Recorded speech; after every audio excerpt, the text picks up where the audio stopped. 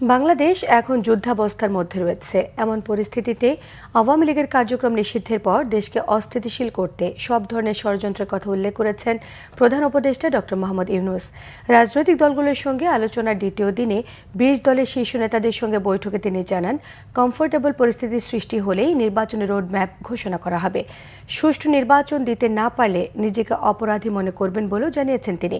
বৈঠকে অংশ নেওয়া রাজনৈতিক দলগুলোর নেতারা প্রধান উপদেষ্টাকে জানান, জুলাই অভ্যুত্থানে অংশ নেওয়া ছাত্র জনতা, রাজনৈতিক দল এবং সামরিক বাহিনীকে আস্থায় নিয়ে কাজ করতে হবে। রিপোর্ট করছেন সৈয়দ আব্দুল মুহিত। চলমান রাজনৈতিক পরিস্থিতি নিয়ে রবিবার ২ দফায় দেশের ২০টি রাজনৈতিক দলের শীর্ষ নেতাদের সাথে বৈঠক করেন প্রধান উপদেষ্টা ডক্টর মোহাম্মদ ইউনূস। নানা ষড়যন্ত্রের মধ্যেও প্রধান উপদেষ্টাকে অবিচল থেকে সংস্কার প্রক্রিয়া সম্পন্ন করে আগামী নির্বাচন দিতে পরামর্শ দেন তারা। তবে বিলম্বের বিষয়ে সতর্ক থাকার পরামর্শ দিয়েছেন নেতারা। রাজনৈতিক দলগুলো বিশেষ করে বিএনপির সাথে আপনার টানাপোড়েন, সেনাবাহিনীর সাথে আপনার টানাপোড়েন, এটা এখন জাতির কাছে স্পষ্ট হয়ে গেছে। আমরা ওনাকে বলেছি, এবি পার্টির পক্ষ থেকে আমরা বলেছি এটা একটা সমঝোতার মাধ্যমে হোক, যেভাবে হোক এটাকে একটা কমফোর্টেবল জায়গায় নিতে হবে।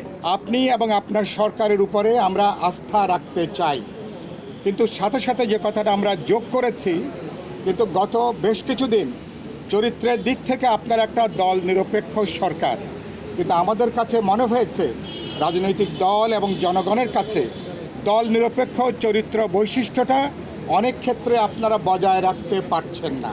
এবং নির্বাচনের ক্ষেত্রে আমরা বলেছি বিচার এবং সংস্কারের যেমন আমরা রোডম্যাপ চাই, নির্বাচনেরও সুনির্দিষ্ট রোডম্যাপ চাই।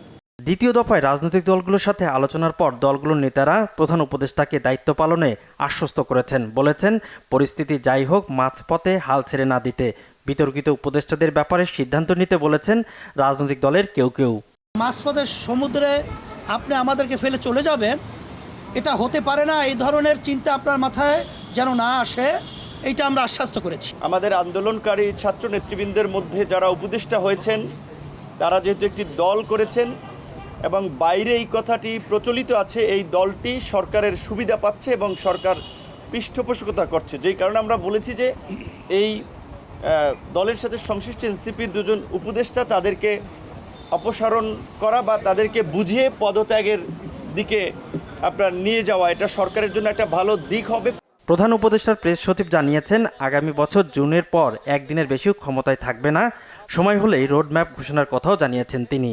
আওয়ামী লীগকে নিষিদ্ধ করার সঙ্গে সঙ্গে আর একটা যুদ্ধ পরিস্থিতি তৈরি হয়েছে দেশের ভিতরে এবং বাইরে, যাতে আমরা এগোতে না পারি, যাতে সব কিছু কলাপস হয়ে যায়, আবার যাতে গোলামিতে ফেরত যায়।